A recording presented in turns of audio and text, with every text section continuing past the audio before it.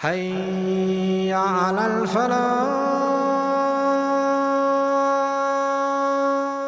Begin to develop an interest in the opposite sex, you need to realize that that's where it starts. For you to make a dua to Allah subhanahu wa ta'ala, you must supplicate. Many of us don't realize that at that particular age, when we start looking and when our eyes begin to notice things they had not noticed before, we remove Allah subhanahu wa ta'ala from the equation.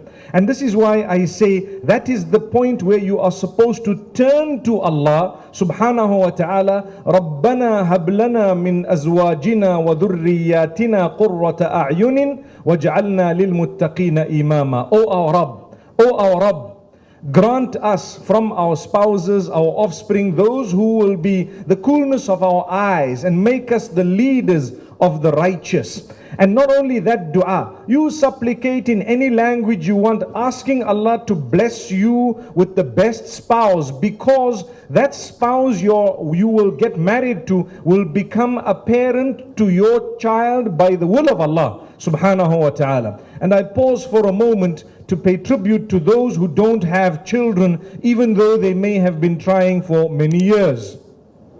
It is Allah's choice, Allah's decision, Allah's mercy, Allah's divine wisdom. We surrender to it. We will keep trying, knowing that Allah only does what is best for us.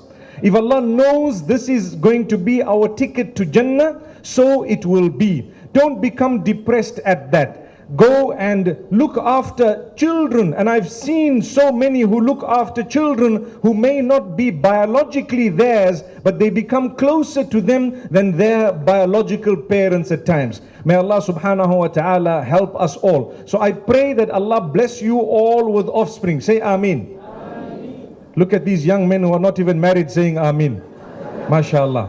It's good. You must say Ameen, because it is an inclusive dua. It actually means if you say, oh Allah bless me with pious offspring, and you are not yet married, it starts off with the good wife or the good husband automatically. So my brothers and sisters, don't forget the dua aspect of it, the supplication, call out to Allah. And on top of that, make sure you know how you are looking, where you are looking for your spouse. Because many people complain about parenting, but my brother, my sister, you made such a big mistake in your choice of a spouse. And the parents out there, you sometimes make mistakes when you say no to your children when they want to marry a righteous person, when they want to marry someone who is a good man or a good female, just because they come from the north or the south, or they don't belong to your particular tribe. You say no. By doing that, you have destroyed the cornerstone of positive parenting or successful parenting, because there will remain issues between the spouses. If you have not resolved your matters as husband and wife, how do you expect to show or to lead that particular offspring that Allah blesses you with in a way that is exemplary or that is good, when you have not even solved your own matters? So this is why I call out to parents from this particular platform to make it easy for your children to marry those who are decent, reasonable people, no matter what their race, what their color, what their tribe, etc., etc. That is all besides the point. إِذَا أَتَاكُمْ مَنْ تَرْضَوْنَ دِينَهُ وَخُلُقَهُ فَزَوِّجُوهُ. If someone comes to you with a proposal, their level of deen is okay, their level of akhlaq is okay, it is acceptable to you, then you let your children be married. Do not prohibit. If you do, the same narration says, إِلَّا تَفْعَلُوهُ تَكُنْ فِتْنَةٌ فِي الْأَرْضِ وَفَسَادٌ عَرِيضٌ. If you are not going to do that, there will be great chaos and corruption on earth. And who will have caused it? Unfortunately, the parents themselves. So remember this, it's important. I've started at that point because I believe firmly that the choice of your spouse plays the biggest role in whether or not you are going to manage those children by the will of Allah. Ultimately, it's the help of Allah. Also, those who are married, you might be just looking at me to say, oh gosh, I've already made these mistakes. Now what, inshallah?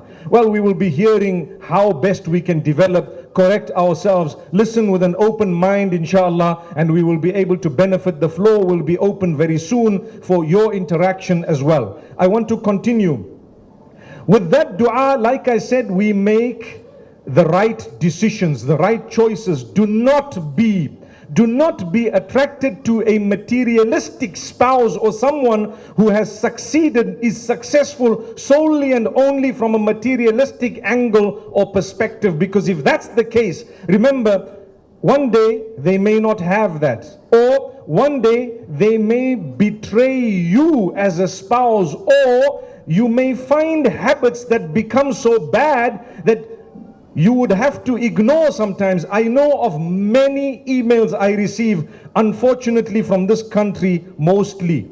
Unfortunately from this country, where some of the sisters complain, I've got a very good husband but he drinks alcohol. And it's like nothing is wrong. He gambles and he goes out with any woman he wants, but he's a good man in the house. He reads his salah. I was shocked.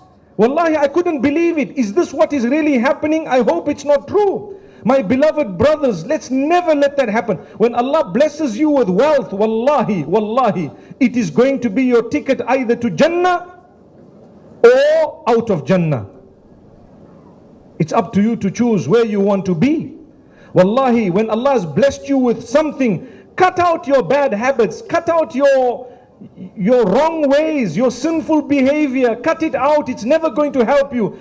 Cut out this arrogance. Look after your spouse and your children and yourself in the process. So my beloved sisters, you see, when we go, and even brothers, when we go for that which Allah has told you to watch out regarding, and when we fall into the trap, for example, you only look at beauty and nothing else. You know, you have to look at beauty. When people read the hadith, they say, oh, there are 4 things, you just look at the deen. No, there are 4 things, 5 things, you can look at all of those things, but the factor that is the final factor would be the deen. It doesn't mean that, a woman is married for her beauty or for her wealth or for her family lineage, etc., or for the deen. So now you marry only for the deen. Hang on.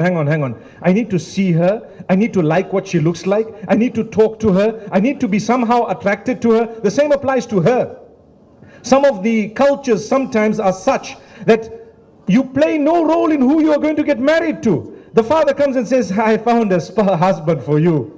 And the good daughter, a pretty blossoming, child who is so gorgeous, and she comes and sees the husband. Oh my God, is this the guy? A'udhu billah. She fell short of saying minash shaitan because